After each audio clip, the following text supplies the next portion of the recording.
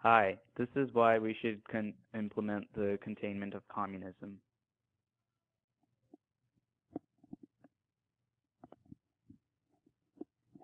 So this is the Marshall Plan. George Marshall fears that communist revolts may occur in the U.S. He is proposing that the U.S. should help rebuild the European economy. He calls his proposal the Marshall Plan.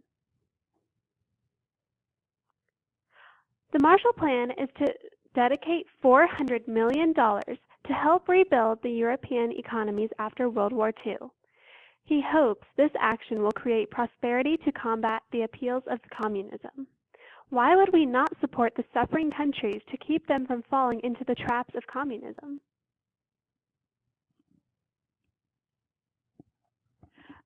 This is the Truman Doctrine. So that's President Truman. After FDR has just died, and Harry S. Truman is taking on the role of President of the United States.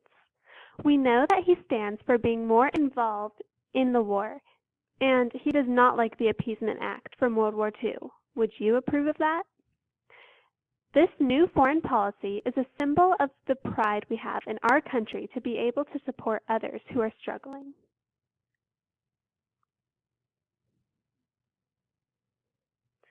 Do you want to save Turkey and Greece from communism? Can't we dedicate 0.1% of the money that we spent winning World War II to containing communism? Don't you want to be the liberating country who is deemed with the pride of saving the day?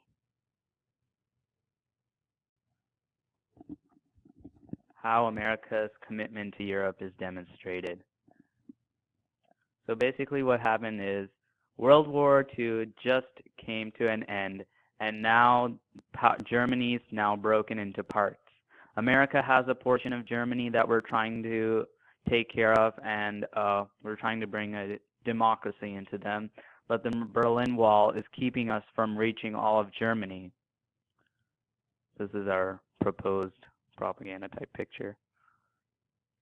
How this relates to containment. Well, think about it. Many countries in Europe are our allies and friends, and we have to help them and protect them during these fearful times, because if we don't, communism is going to spread like a virus in Europe. So our involvement in Europe is highly necessary. Communism in China. So we underestimated communism when it survived in China in the 1930s. And despite our efforts to support their government, communism took over. And we can't make the same mistakes again. And this is the rise of Chinese communism. We weren't expecting it, but it did happen. And the Chinese government is promising tax reforms, but the government is corrupt and treating the citizens cruelly and repressively. Based on the civil war occurring there now, it looks like communists will come out on the top. And we can't just sit and allow that to happen. We have to make sure communism is contained. And there's also the Korean War. Basically what happened is the Japanese Empire has fallen, and Korea has been divided into North Korea and South Korea. And the border of that is the 38th parallel. 75,000 soldiers just crossed the 38th parallel from the North Korean army, and this struck the beginning of the war. Now, well, the thing is that if we don't help right now, America is going to lose its trade partners and relationships. Shouldn't we stick by our American values through these tough times? And that's the questions we should be asking to ourselves. And if we don't act, communism could potentially take over the world. And again, we don't want this to happen.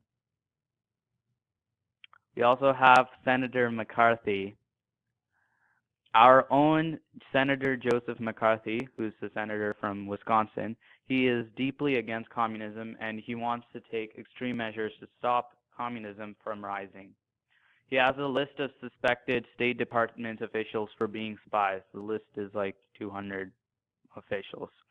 And so he's going to run trials on them, and they're going to be televised so that our American public will stay informed. And this is how a sample trial would run.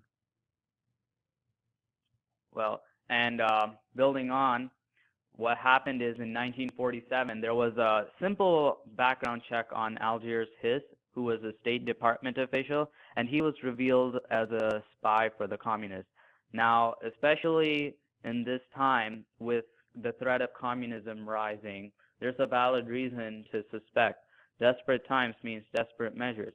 And if we don't stay vigilant, people who we once considered loyal might stab us on the backs.